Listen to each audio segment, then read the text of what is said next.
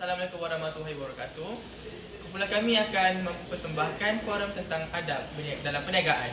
Saya Alif Imtiaz sebagai pengacara forum. Saya Akmal Hamizan sebagai panel 1.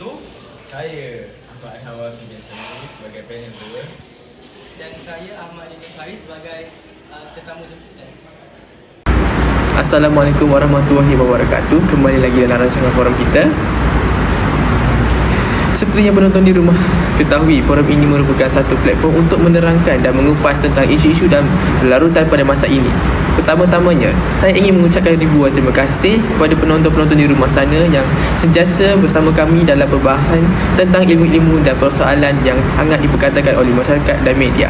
Seperti hadis yang menyebut, barang sesiapa yang menuntut ilmu, maka Allah akan mempermudahkan jalan ke syurga. Sebelum kita mulakan perbahasan kita pada hari ini yang mulia, mari kita sama-sama berkenalan dengan panel-panel yang berada di studio pada hari ini. Saya Alif Imtiaz bin Abdullah, pengacara forum pada kali ini. Baiklah, panel kita yang pertama, Ustaz Arham Wafi. Apa khabar Ustaz? Alhamdulillah, sihat. Panel kita yang seterusnya, Ustaz Akmal Hamizan. Ustaz, apa khabar? Khabar baik. Apa khabar Imtiaz? Saya sihat selalu. Alhamdulillah. Okey. Dan tetamu jemputan kita pada kali ini, Datuk Dr. Daniel. Apa khabar Doktor? Alhamdulillah, saya sihat. Baiklah. Apakah isu dan persoalan yang kita akan kupas? Mauduk forum kita pada hari ini ialah ada adab di dalam perniagaan. Bagi mendalami tajuk ini dengan lebih mendalam, izinkan saya untuk menerangkan definisi forum kita. Tajuk ini saya pecahkan kepada dua frasa, iaitu adab dan perniagaan. Apakah itu adab? Adab merupakan budi bahasa, kesopanan dalam konteks perilaku, perbuatan kebaikan, kesantunan moral, sopan santun, kesusilaan dan kemanusiaan. Manakala masuk perniagaan pula ialah urus berjual beli untuk yang melibat penjual dan pembeli. Jadi, apakah isu-isu yang sering diutarakan? Baru-baru ini, ada ramai skamer yang bertopengkan penjual mula memikat para pembeli yang terpaut dengan harga yang jauh lebih murah daripada harga pasaran. Malah, ada juga yang menawarkan barangan elektronik dalam pakej untuk menjerat golongan pembeli yang muda. Orang dewasa pula ramai yang tertipu dengan barangan elektrik seperti televisyen dan penghawa dingin.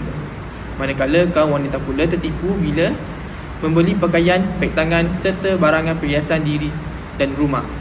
Persoalannya, mengapakah semua ini terjadi? Apakah faktor yang mendorong kepada peniaga yang bersikap seperti ini? Mengapa peniaga tidak amanah? Apakah ada adab yang perlu dipatuhi semasa jual beli? Apakah kesan kepada peniaga yang mentaati muamalat dalam perniagaan?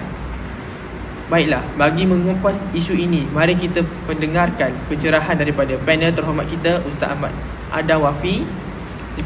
Bismillahirrahmanirrahim. Assalamualaikum warahmatullahi wabarakatuh. Terima kasih kepada Encik Imtiaz sebagai pengacara forum, Ustaz Akmal sebagai rakan indikator saya pada hari ini, dan seperti biasa Datuk Dr. Daniel sebagai panel jemputan kita, serta muslimin dan muslimat yang dirahmati Allah sekalian. Okey, baik.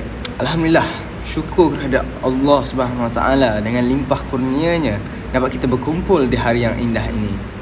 Baik, seperti yang kita tahu, pada zaman sekarang, rakyat negara kita sering diuji dengan peniaga yang tidak amanah dengan kerjanya. Masalah ini menyebabkan timbulnya rasa tidak puas hati dalam kalangan pembeli. Kurangnya adab dalam diri segelintir para peniaga menyebabkan peniaga menjadi tidak amanah dengan kerjanya. Baru-baru ini, kita dapat lihat viral sebuah video di media sosial di mana peniaga ni menyorokkan barangan ruji buat sementara waktu dan menjualnya apabila harganya telah naik. Ini strategi para peniaga yang tidak amanah untuk mengambil keuntungan yang lebih dan memonopoli industri perniagaan supaya mereka semua ni, peniaga-peniaga ni, dapat keuntungan yang tinggi. Dia simpan dulu barang tu. Jadi macam yang kita tahu, pada dasarnya jual beli diharuskan. Tetapi bila jual beli tu bercampur paut dengan perkara-perkara yang haram, seperti mengambil keuntungan berlebihan, seperti mengandungi unsur-unsur riba, tidak jujur, amanah, jual beli yang mengandungi unsur-unsur macam ni. Baik, jadi peniaga yang tidak jujur dan amanah dan mengandungi unsur-unsur yang haram dalam perniagaannya menyebabkan kelompok umat Islam sengsara ekonomi mereka. Ekonomi mereka sengsara dan sukar untuk memenuhi keperluan keluarga mereka. Kita dapat lihat dengan jelas bahawa peniaga-peniaga perlu menerapkan adab dalam perniagaan dalam diri mereka supaya jual beli dapat dijalankan berlandaskan garis panduan Islam. Peniaga sewajarnya berniaga dengan niat kerana Allah Subhanahu Wa Taala dan niat ikhlas untuk mencari rezeki untuk menyara keluarga demi sesuap nasib. Perkara ini sering dilupakan oleh para peniaga.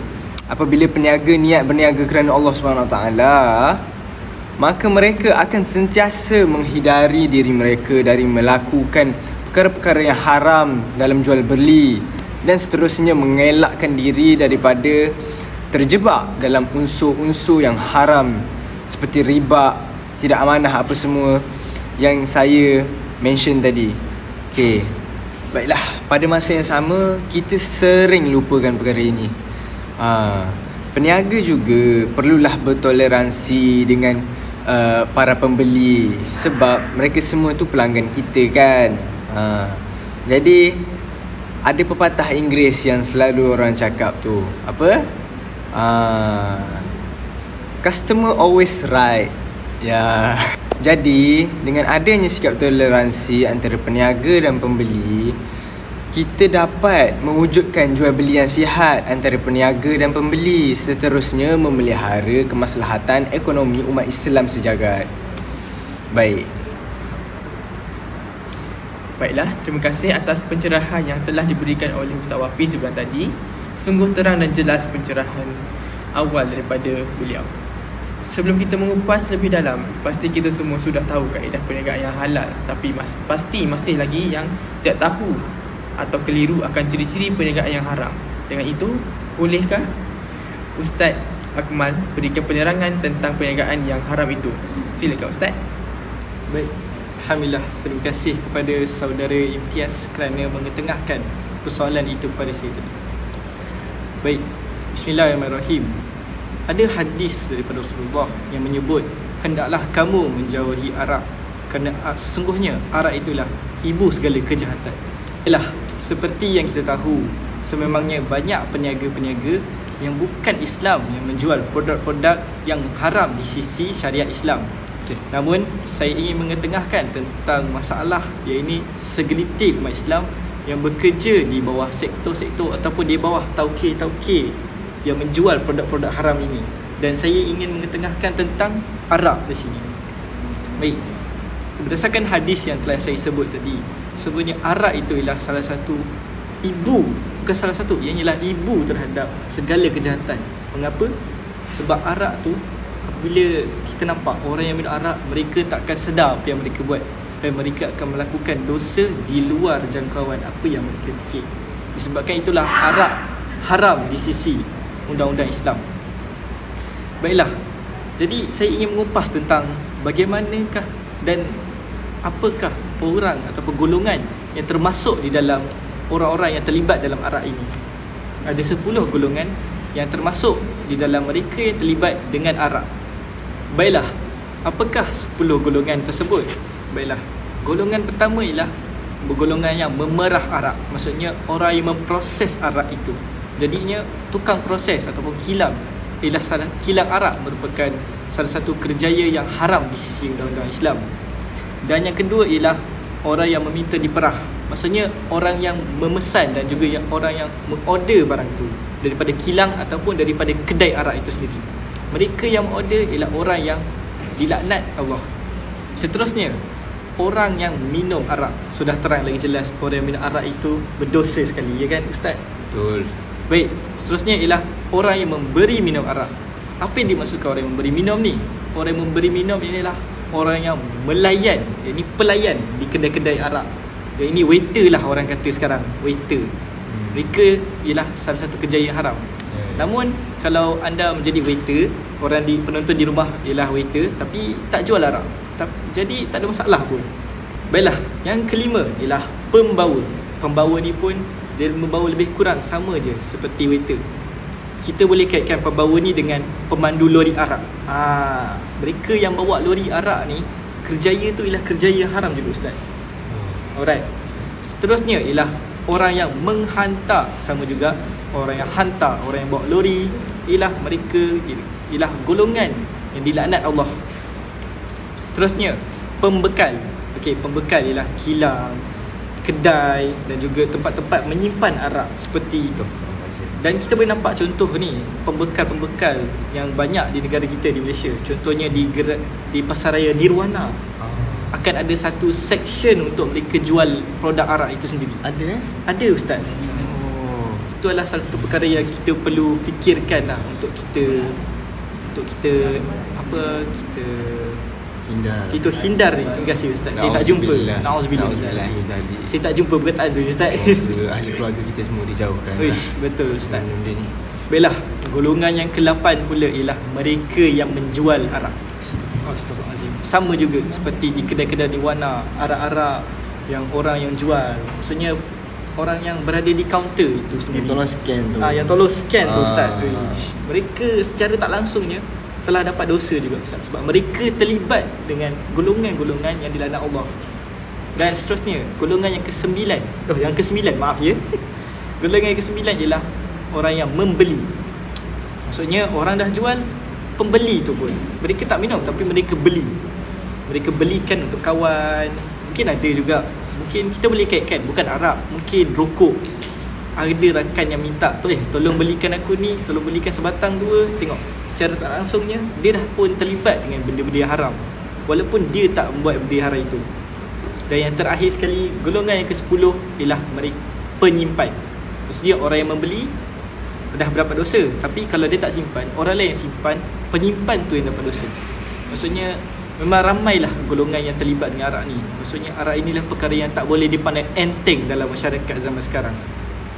Baiklah, Terima kasih atas jawapan yang diberikan oleh Ustaz Akmal.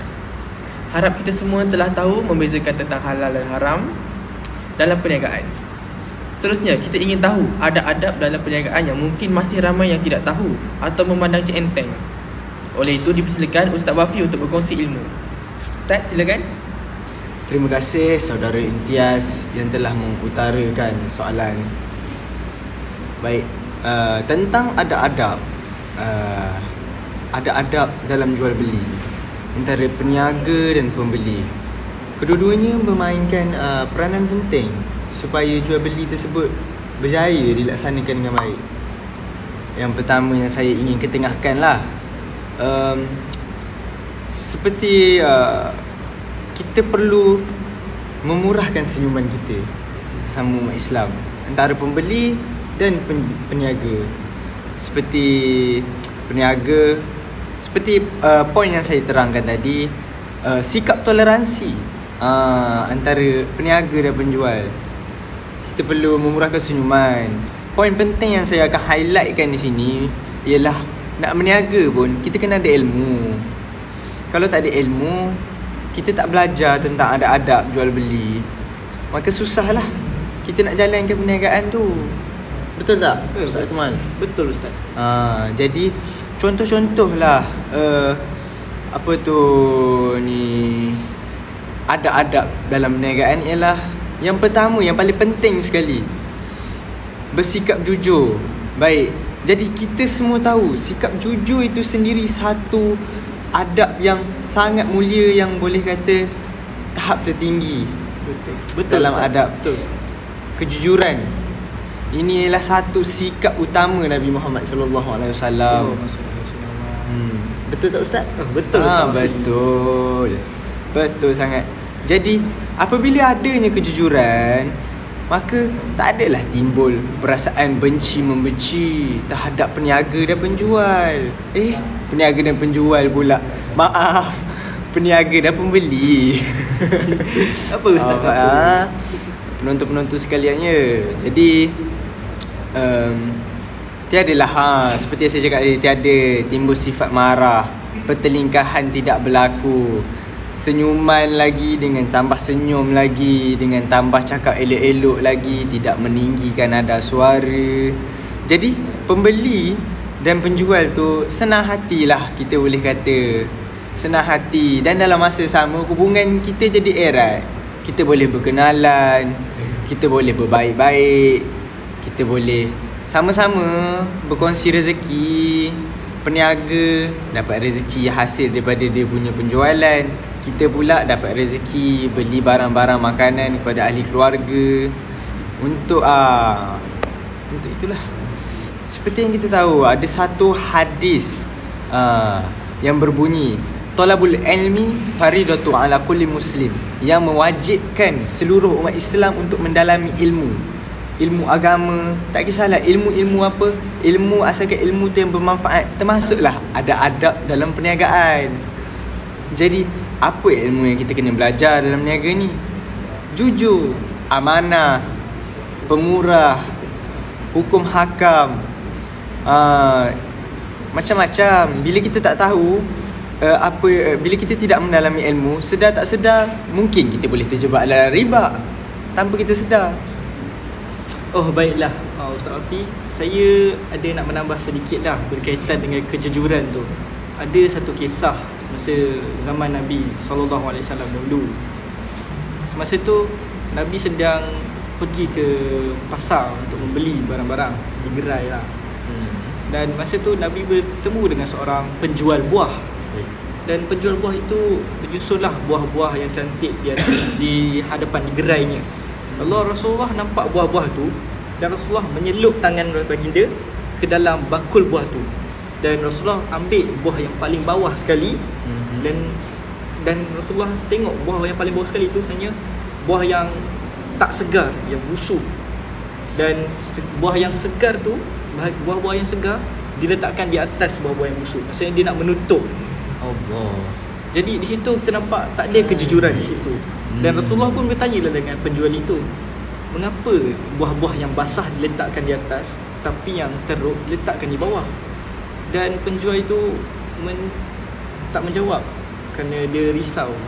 Dan baginda pun menyatakan, Rasulullah menyatakan bahawa sesungguhnya mereka yang menipu itu bukan daripada golongan kami. Maksudnya menipu dalam niaga ni benda yang amat berat. Sebab kita tahu hukum hudud kita tahu hukum bagi orang yang menipu, ia dosa besar. Apatah lagi kalau cuba nak menipu Nabi sendiri. Astagfirullahaladzim. Itulah perkara yang paling besar. Tapi nasib baik zaman tu ialah zaman Nabi untuk menerangkan tentang adab-adab, dan Nabi untuk membetulkan akhlak-akhlak umat Islam di dunia ini. Jadi itulah antara kisah yang saya boleh tambahkan dalam bab kejujuran ini. Hebat kita boleh tengok pada zaman Nabi lagi berlaku benda-benda macam ni. Dia relevan hinggalah ke zaman ini di Malaysia sehingga sekarang. Tak kisahlah di mana negara Islam lain pun mesti ada peniaga yang memonopoli perniagaan dia. Dia ambil untung yang lebih semua kan. Betul Ustaz. Ni semua ialah sebab kurangnya adab. Itu dia dan Ustaz. Dalam ilmu menuntut. Dia tak menuntut ilmu dalam bab perniagaan. Itu dia Ustaz. So dalam masa yang sama diorang semua tambah dosa. Itulah secara tak langsung ya Ustaz. Jadi itulah dalam masa yang sama diorang semua menambah dosa diorang kan. Buat benda-benda buruk, benda-benda jahat kan. Betul Ustaz. Jadi saya tertariklah dengan satu ayat dalam Al-Quran ni yang bunyi auzubillahi minasyaitonirrajim wala tulqu biaidikum ila tahlukah, yang berbawa maksud janganlah kamu sesekali mencampakkan dirimu dalam kebinasaan. Jadi ini satu contoh saya nak tunjuk bahawa apabila peniaga tak arif dalam bidang dia tak menuntut ilmu lah dalam bidang perniagaan, dalam dia tak sedar, dia dah campakkan diri dia dalam kebinasaan tau. Sebab dia dah tambah dosa dia, tambah juga dosa pembeli nanti bila dia marah, naik marah, dia maki hamunnya peniaga tu. Jadi nampak tak kat sini saling berkait. Konteks mencampakkan diri ke dalam kebinasaan tu, dia membahayakan diri dia sendiri, buatnya pembeli tu mengamuk. Dah kan bertumbuk situ tuan-tuan dan puan-puan. Alhamdulillah, terima kasih kepada Ustaz Wafi dan juga Ustaz Kemal yang turut menjawab soalan saya tadi. Tak lengkap forum kita pada hari ini tanpa perincian yang lebih mendalam daripada tetamu jemputan kita hari ini, Datuk Dr. Daniel. Seterusnya, saya ingin mengajukan persoalan kepada Datuk Dr. Daniel berkaitan dengan zakat dalam perniagaan. Dipersilakan, Datuk.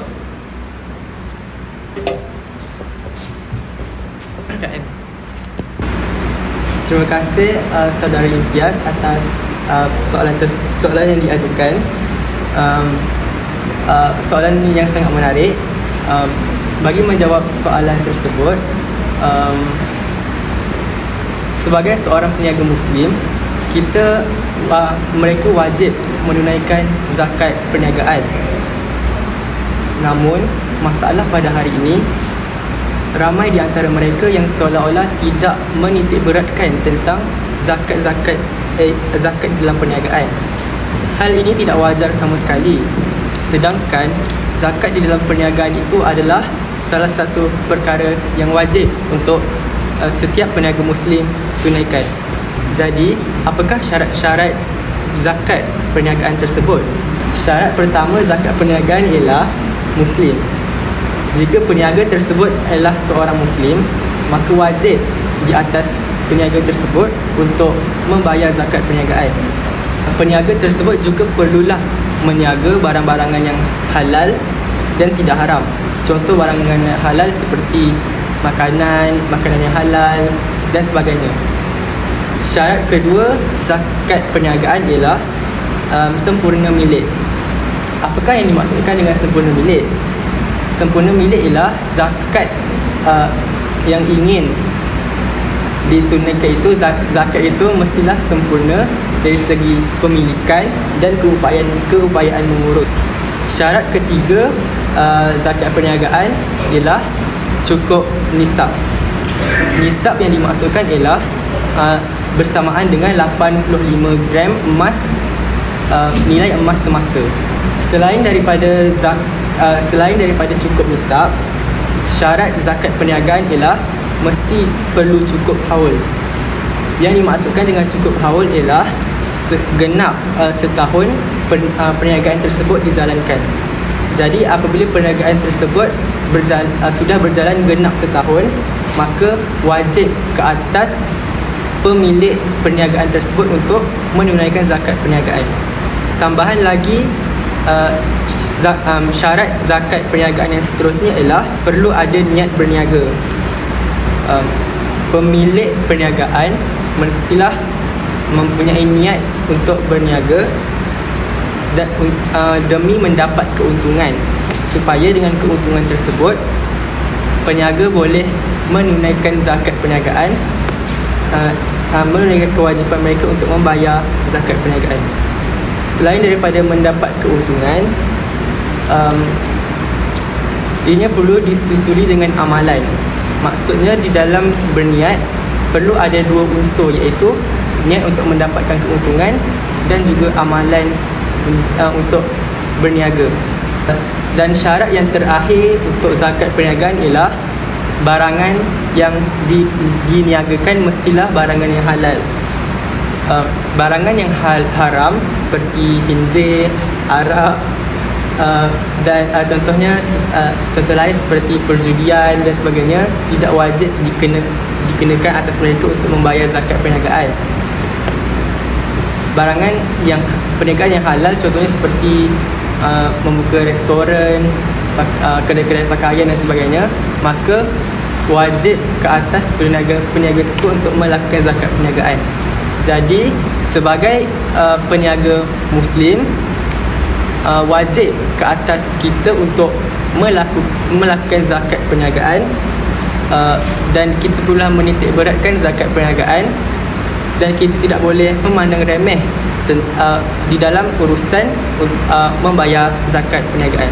Antara hikmah yang boleh didapati apabila kita melaksanakan zakat perniagaan ialah zakat sudah semestinya perniagaan yang dijalankan akan dirahmati oleh Allah Subhanahu Wa Taala. Alhamdulillah, segala kemusykilan dan pertanyaan telah terjawab. Semoga kita semua dapat memanfaatkan ilmu yang telah dikongsikan, seterusnya dapat membaiki sistem perniagaan di negara kita. InsyaAllah, sampai di sini sahaja forum kita pada kali ini. Yang baik datang dari Allah dan yang buruk dari kelemahan kami sendiri. Wabillahi wa taufiq wal hidayah. Assalamualaikum warahmatullahi wabarakatuh.